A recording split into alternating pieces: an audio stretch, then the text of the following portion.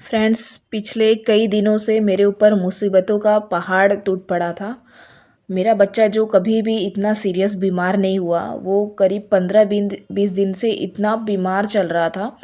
उसको फ़ीवर ऐसा हो गया था ना फ्रेंड्स कि उसका फ़ीवर ठीक नहीं हो रहा था। हम बहुत ज़्यादा परेशान हो गए थे। हम हॉस्पिटल के रोज़ चक्कर काटते थे, लेकिन उसका फ़ीवर हमेशा आ रहा था। फ्रेंड्स, हम इतना परेशान हो गए थे ना, हमें कुछ समझ में नहीं आ रहा था। तो हमने यहाँ विकासपुरी के हॉस्पिटल में, आस्था हॉस्पिटल में आए। तो यहाँ पे हमने डॉक्टर को दिखाया, तो डॉक्टर ने यही बोला कि इतने दिन से फ़ीवर आ रहा है तो इसे एडमिट करना पड़ेगा। तो फाइनली इसे एडमिट ले लिए। उसके बाद में हम सारा टेस्ट करवाएं, और टेस्ट जो आया ना फ्रेंड्स, वो सुन के हमारा होश उड़ गया। क्योंकि फ्रेंड्स, रिपोर्ट्स में जो आया ना, उसे सुन के मतलब हम आधे बीमार पड़ गए थे। तो करवा चौथ का दिन भी था फ्रेंड्स। तो यहाँ पर मुझे कुछ अच्छा नहीं लग रहा था, लेकिन करवा चौथ का फास्टिंग मैंने रखा हुआ था। तो मैं हॉस्पिटल में बैठ के ही मेहंदी लगाया मैंने, क्योंकि मेरे पास कोई ऑप्शन नहीं था। मुझे बिल्कुल मन नहीं था, लेकिन ये फास्टिंग भी मुझे करना था हस्बैंड के लिए। तो इसलिए मैंने करवा चौथ का फास्टिंग रखा और छोटी सी मेहंदी लगा ली हाथ में। मेरा बिल्कुल भी मन नहीं था किसी भी तरह का सेलिब्रेशन का, कहीं जाने का, कहीं कुछ करने का, क्योंकि मेरी जो हालत हुई थी, मेरे बच्चे की कंडीशन देख के बहुत ही बुरी थी।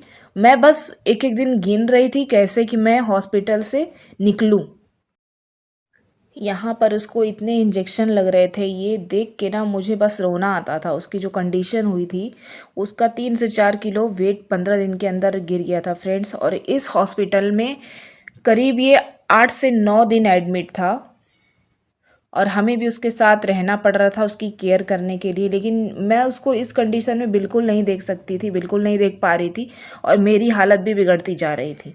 लेकिन मुझे खुद को मजबूत करना था, खुद को स्ट्रॉन्ग करना था अपने बच्चे के लिए, क्योंकि मैं बहुत ही इमोशनल हूँ। मैं बच्चे को ऐसे नहीं देख सकती थी।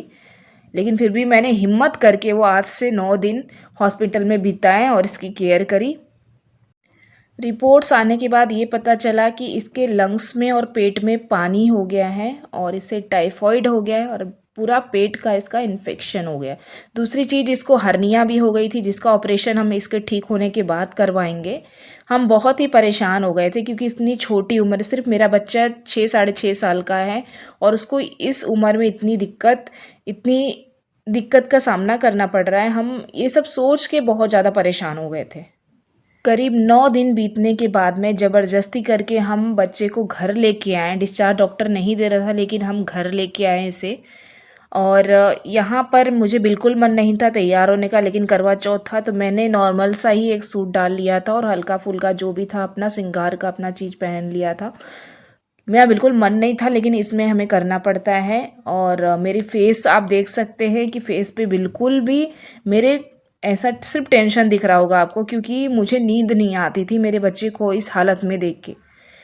तो यहाँ पर मैं घर पर ही छोटी मोटी मैंने पूजा कर ली। मन तो नहीं कर रहा था, लेकिन मैंने थोड़ा बहुत पूजा किया। फास्टिंग रखा हुआ था मैंने करवा चौथ का, और यहाँ पर मैंने दिया जलाया हुआ था, और यहाँ पर भगवान जी का थोड़ा पूजा किया मैंने। जो भी श्रृंगार की चीज़ थी मैंने सजाई। यहाँ पर कुछ फ्रूट्स यहाँ पर चढ़ाए हुए थे। परेशान तो बहुत थी, लेकिन ये सब चीज़ भी करना था तो मैंने किया। व्रत करने के बाद ही रात में मैं वापस हॉस्पिटल आई, क्योंकि इसको कंटिन्यू 5 दिन तक इंजेक्शन एंटीबायोटिक्स चढ़ाने थे। इसका कैनुला अभी निकला नहीं था, इसके हाथ में ही लगा हुआ था। और मैं रात में ही आ गई, मैंने पारण करके रात में हॉस्पिटल आ गई इसको एंटीबायोटिक चढ़ाने के लिए, क्योंकि इसे हॉस्पिटल में रखते हुए ऐसा लग रहा था कि मैं खुद बीमार हो जाऊंगी, इसलिए मैंने इसका डिस्चार्ज करवा लिया था। फ्रेंड्स, इसकी जो हालत हुई थी ना, ज़िंदगी में कभी मैंने इतना झेला नहीं था, इतनी मैं परेशान नहीं हुई थी। करीब 1 महीना से मेरे ऊपर ऐसी प्रॉब्लम चल रही थी, और मेरे बच्चे को लेके मैं इतना झेल गई थी फ्रेंड्स। मैं बहुत परेशान थी। मैं भगवान से मनाती थी कि ऐसे दिन कभी फिर से ना दिखाएं, क्योंकि मेरा बेटा 1 महीना झेला है, उसका 4 किलो वज़न कम हो गया है फ्रेंड्स। वो इतनी बुरी कंडीशन में था, इतनी बुरी कंडीशन कि उसको देख के सिर्फ रोना आता था मुझे।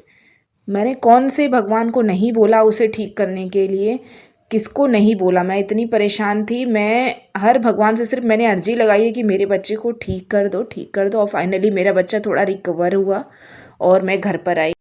3-4 दिन इसको कंटिन्यू इंजेक्शन लगने थे तीनों टाइम, तो हम इसे डेली लेके जाते थे हॉस्पिटल में और इंजेक्शन लगवाते थे। अब मेरा बेटा फाइनली 1 महीने के बाद थोड़ा ठीक है। गॉड से प्रे करूँगी कभी उसको हॉस्पिटल का मुँह ना देखना